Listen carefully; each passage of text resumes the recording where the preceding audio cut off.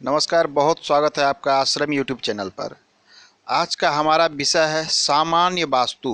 वास्तुशास्त्र के कुछ सामान्य नियम, सामान्य रूल जो कि प्रत्येक व्यक्ति को अपने घर में या घर बनाने से पूर्व इन सब बातों का ध्यान रखा जाना चाहिए। मैं उस छोटी छोटी बातों के विषय में आज बात करेंगे। हमारा जो इस प्रकार से जो हमारा घर होता है, इसमें पूरब, पश्चिम, उत्तर, दक्षिण बटा रहता है। ये कोना हमारा होता है ईशान कोण, जिसे जल तत्व कहा जाता है, जल का क्षेत्र। ये कॉर्नर जो होता है पूरब और दक्षिण का कॉर्नर आग्नेय कोण माने अग्नि तत्व। पश्चिम और दक्षिण का कोना जो होता है नैऋत्य कोण, जिसे पृथ्वी तत्व कहा जाता है। उत्तर और पश्चिम का कोना वायु कोण माने वायु तत्व। अब बीच में ये आकाश तत्व। इस पृथ्वी पे कोई भी वस्तु जो है इन 5 तत्वों को मिलकर बना है, जिसमें जल है, अग्नि है, भूमि है, वायु है और आकाश है। इसलिए गृह निर्माण के समय, घर बनाते समय इन सब चीज़ों का विशेष ध्यान रखा जाता है।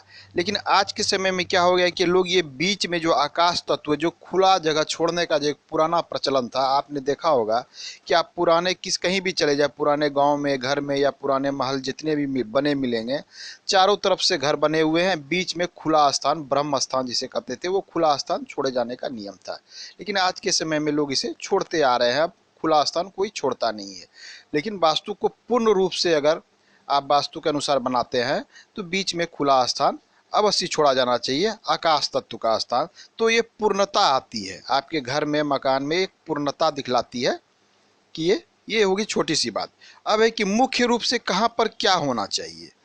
तो ये स्थान जो होता है हमारा उत्तर और पूरब का ये कोना, ईशान कोण, जो जल तत्व है, हमें जब भी अपने वाटर रिसोर्स या पानी की स्रोत, या अगर हमें नलकूप लगवाना हो, कुआं लगवाना हो, या फिर अंडरग्राउंड टैंक बनवाना हो, शुद्ध जल की टैंक, अंडरग्राउंड जो शुद्ध जल, पीने का जल का टैंक बनाना हो, तो हमें इस कोने में निर्माण करना चाहिए। ये वास्तु को बैलेंस करता है, घर की जो है सकारात्मक ऊर्जा को बनाए रखता है, एनर्जी को बनाए रखता है, जो शुभ फल देने वाला होता है। ये हमारा है अग्निकोण। पूरब और दक्षिण कोना ये अग्निकोण, जो अग्नि का स्थान है। अगर हम घर में रसोई घर का निर्माण करना हो, किचन का निर्माण करना हो, तो इस कोण में किया जाना चाहिए। ये अग्निकोण है, यहाँ पर ये शुभ माना जाता है। अब एक सोने का कमरा, अगर आपके सोने रहने का कमरे के विषय में बात करें तो सबसे उसका उचित स्थान माना जाता है नैऋत्य कोण।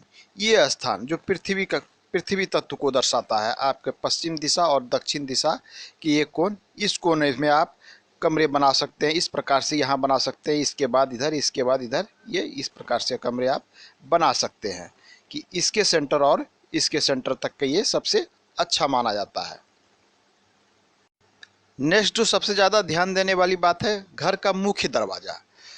अब है कि आपके घर के चारों तरफ में से रोड किस तरफ है। मान लीजिए अगर पूरब तरफ रोड है, इस प्रकार से पूर्व तरफ रोड है, तो ये सेंटर पे तो दरवाज़ा नहीं बनाया जाता है, बिल्कुल नहीं बनाया जाता है। सबसे अच्छा कोण होता है कि सेंटर से हट जाए और इस कोने से थोड़ा सा हट जाए और आप यहाँ पर एक दरवाजे का निर्माण कर ले। ये पूर्व दिशा वाली रोड के लिए सबसे शुभ स्थान है। अगर किसी कारणवश बीच में बनाने की इच्छा हो तो ऐसा कोशिश करें कि ठीक बीच में ना बना के 1-2 फीट आप जो है इस तरफ घसक जाए, मतलब पूर्व और उत्तर कोने की तरफ आप शिफ्ट कर जाए और दरवाज़ा यहाँ पर आप बना लें कि वो देखने में भी अच्छा प्रतीत हो और लगे ऐसा कि बीच में हो। ये शुभ स्थान माना जाता है। अगर आपका दक्षिण दिशा रोड हो, आपके घर के दक्षिण दिशा में रोड हो और यहाँ पे अगर इसमें दरवाज़ा देना हो तो सबसे अच्छा स्थान माना जाता है ये दक्षिण दिशा के ये सेंटर और ये अग्निकोण के बीच में, या इस जगह पर आप कहीं दरवाज़ा दे दें, ये सबसे ज़्यादा शुभ स्थान माना जाता है। अब है कि अगर आपको उत्तर दिशा में अगर आपका दरवाज़ा खुलता हो, उत्तर दिशा में रोड हो, उत्तर दिशा में अगर दरवाजे देने की आवश्यकता हो, तो आप ये ईशान कोण और उत्तर दिशा के जो बीच है, इस स्थान में कहीं भी आप दरवाज़ा दे सकते हैं। ये शुभ स्थान माना जाता है।